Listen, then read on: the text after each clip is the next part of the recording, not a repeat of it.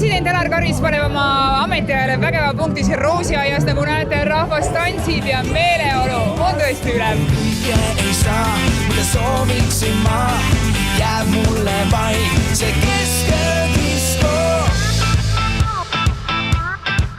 Kuna siis viimati niimoodi tantsida saite? Ei ole väga tihti saanud, nii et väga tore, et selline pidu on. Ma mõtlen, et Roosiaias ju väga sageli ei saa tantsida, minu mäletamist mööda. Jah, võetakse, et pigem vist varem ei ole tantsinud. Ma parandaks, me tantsisime eelmine nädal pulmas.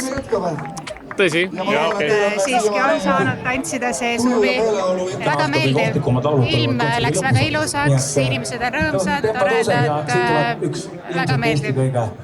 Jah, väga paljud heade inimestega on saanud jutu rääkida ja Eesti iseseisvust on alati tore nagu tähistada. Isegi ei tea, tunnen, et su sõltlaseks ma muutun. Tantsin mu ees ja täpselt mis teed, selles ei saa sulle keegi vastu. Nii äge oli vaadata, kuidas see oli täiesti täis ju rahvast, et eestlased on ikkagi tantsurahvas. See keskedisko.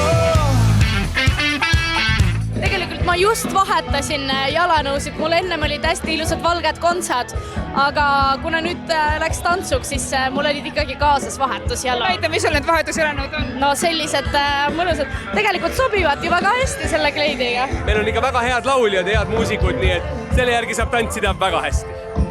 No ma ütleks ka, et tantsijana tantsurõõm on ikka kõige suurem, nii et ma tunnen end väga koduselt. Ka Eestis riigivisiidil olnud Islandi president nautis Roosiaia tantsupõrandal head Eesti muusikat. I was a college student when I saw your singing revolution and I was so inspired by how you were changing your world, not through hard force, but through singing.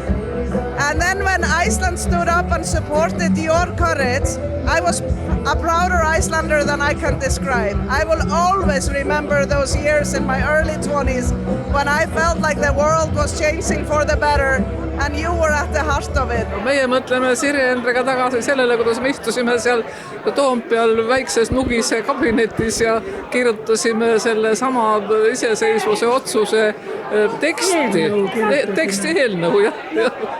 Meile andis korralduse ülemnõukogu juhataja härra Nugis ja meie kolmekesi, Marju, mina ja Liia Hänni, istusime nagu korralikud koolitüdrukud laua taha, liiatsid käes ja asusime kirjutama.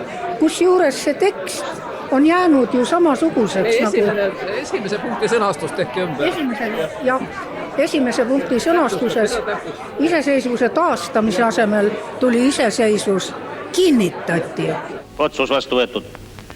Ma mäletan kõike, mis sellele eelnes, kuidas ma käisin vanaemaga Tartus siis lippu heiskamas, kui juba võis lippu heisata ja mäletan enda vanaema enda kõrval nutmas ja sain aru, et see on midagi suurt ja olulist.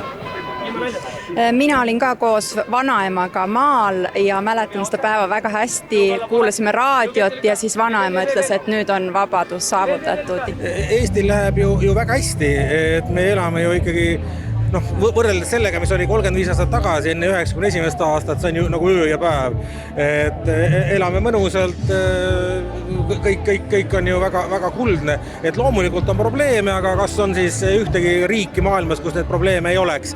Oma kõnes pööras president Alar Karis palju tähelepanu noortele ja rääkis põlvkondade vahetusest. Kas noortel on täna kerge läbi lüüa kuskile jõuda Eestis?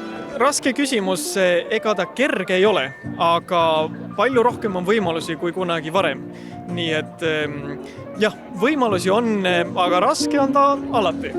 Mis teeb raskeks?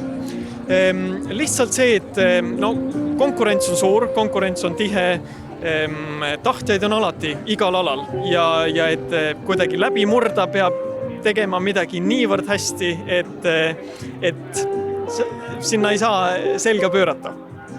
Ja mulle tundub, et kui on õiged inimesed kõrval ja õiged inimesed märkavad ja leiavad selles potentsiaali ja midagi enamat, siis on kõik väga hästi. Et kui sa väga tahad, siis sa võid ka kosmosesse lennata.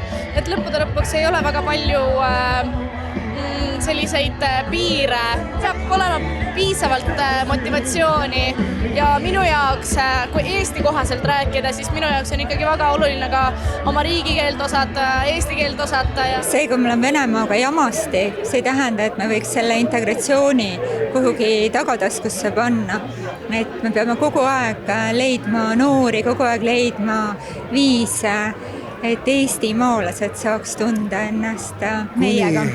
Kuni selleni välja, mis ma, kui keegi asjaosaline kuuleb, et näiteks, et kui kirjanik kirjutab raamatu ja neile tegelikult ei ole ju võimalik, kui sa ei oska nii hästi eesti keelt, et sa luulet loed, et seda võiks ka tõlkida vene keelde, kuigi me oleme praegu hästi selle poolt, et meil eesti keele haridus ja loomulik lastele see on väga tähtis, aga et inimene jõuaks eesti luuleni rutem oleks ka võimalik raamatud esitleda seal.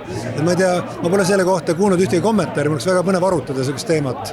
President Alar Karis nimetati ametisse, siis ma mäletan, et ega te väga rõõmus selle üle ei olnud. Ütlesite, et tahaksite pigem jätkata oma tööd muuseumis. Kuidas te sellele tagasi vaatate? Jah, see on tõepoolest tõsi. Alguses ma olen ikka väga muuseumi inimene ja ma tahtsin tõesti teha oma tööd seal, aga kui nüüd tagantjärgi vaadata, siis minul on olnud küll väga huvitav. Ma arvan, et ma olen hästi palju õppinud. Ma ei ole nii noor inimene, aga ma olen hästi palju juurde õppinud. Mul on olnud võimalus kohata Eestimaal suurepäraseid inimesi, keda ma kindlasti kunagi varem kohanud ei oleks. Ikka jälgid sa kaaneta küüri. Mida te täna Eesti rahvale soovite?